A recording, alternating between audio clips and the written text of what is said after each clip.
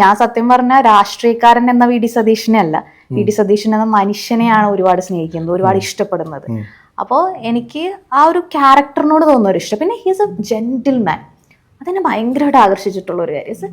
ഒരു സ്ത്രീയെ സംബന്ധിച്ച്.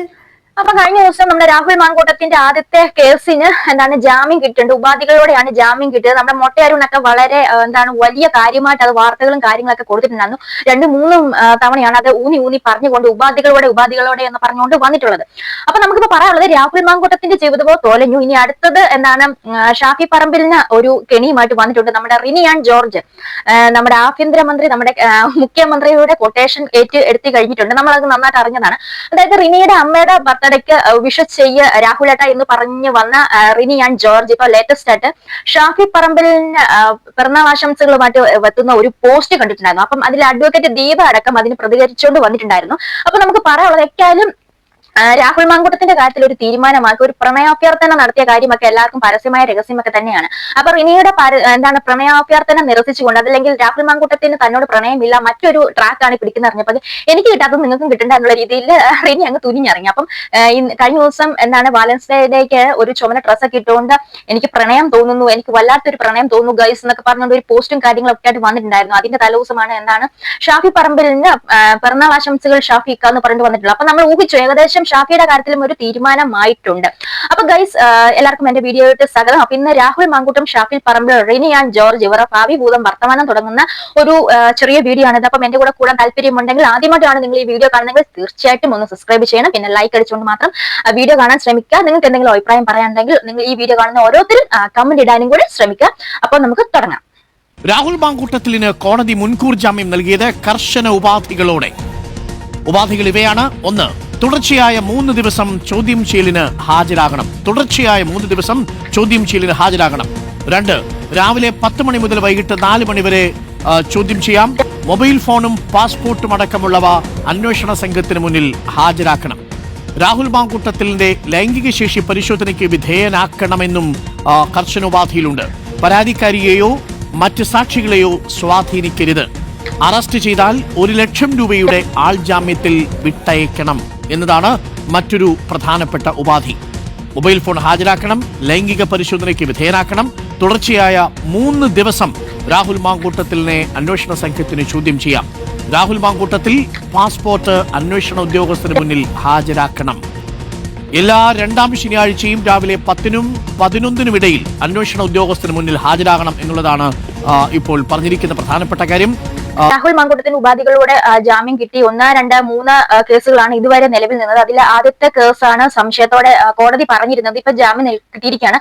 എല്ലാ സെക്കൻഡ് സാറ്റർഡേയും സ്റ്റേഷനിൽ വന്ന് ഹാജരായി ഒപ്പുവെക്കണം എന്നാണ് പറഞ്ഞിരിക്കുന്നത്.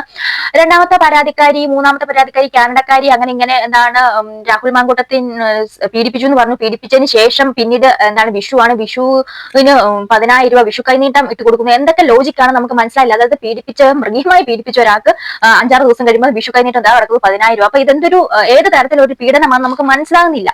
ഞാൻ എപ്പോഴും എന്റെ വീഡിയോയിലോട് പറഞ്ഞുള്ളത് ഇത് പീഡനമല്ല, ഇത് അവിഹിതമാണ്. പിന്നെ എന്തിന്റെ പേരിലാണ് ഈ ഒരു കേസ് ഇങ്ങനെ പറഞ്ഞ് വലിച്ചു നീട്ടിക്കൊണ്ട് നടക്കുന്നത്?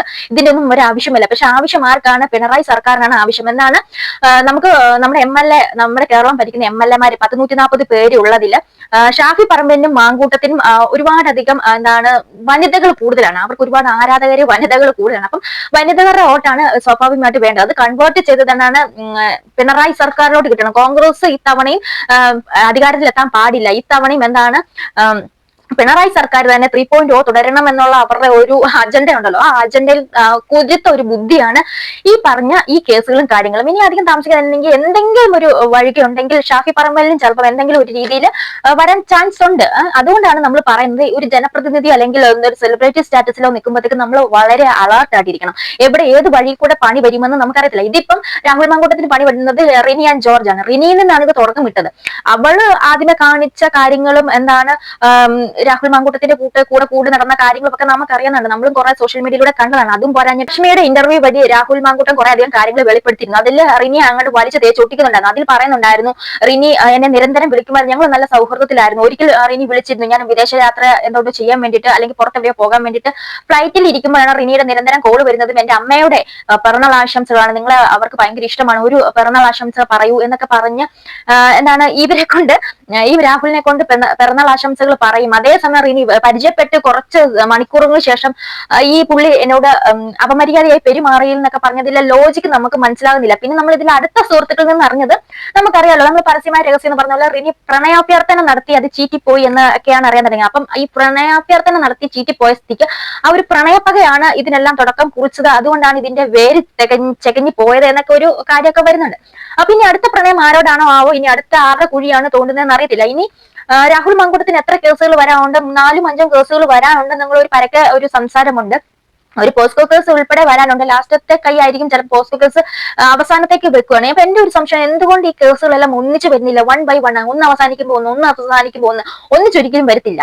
അപ്പൊ തന്നെ നമുക്കറിയാം ഇതിനകത്ത് രാഷ്ട്രീയ ഗൂഢാലോചന തന്നെയാണ്. ഈ വർഷം എന്താണ് ഇലക്ഷനിൽ രാഹുൽ മാങ്കൂട്ടം പങ്കെടുക്കാൻ പാടില്ല. അതിനോടൊപ്പം തന്നെ അതിശക്തമായിട്ട് നിൽക്കുന്ന ഒരു വ്യക്തിയാണ് ഷാഫിൽ പറമ്പിൽ.